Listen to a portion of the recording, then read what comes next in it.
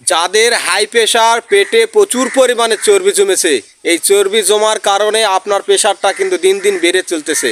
তাই আপনার জন্য সুন্দর একটা ভিডিও এনেছি, অবশ্যই দেখবেন, উপকৃত হবেন। আপনার দেখলেই আপনার লাভ। আমার হাতে দেখতে পাচ্ছেন এই যে এইগুলো হলো অর্জুন গাছের ছাল। এই যে এরকম গাছের ছাল আপনারা ভালো করে চিনে রাখবেন।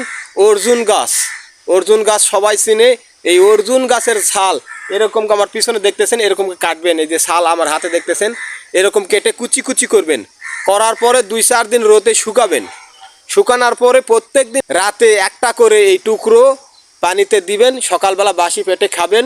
আপনার ধীরে ধীরে যে প্রেশারটা আছে কমে যাবে ভাই, আপনি অনেক শান্তি পাবেন। আর এটা যদি আবার বেশি শুকানা চূর্ণ করতে পারেন, বেশি শুকানোর পর চূর্ণ করতে পারেন, তাহলে আরও ভালো। অবশ্যই ভিডিওটা ভালো লাগলে একটু লাইক, শেয়ার, কমেন্ট করে যাবেন।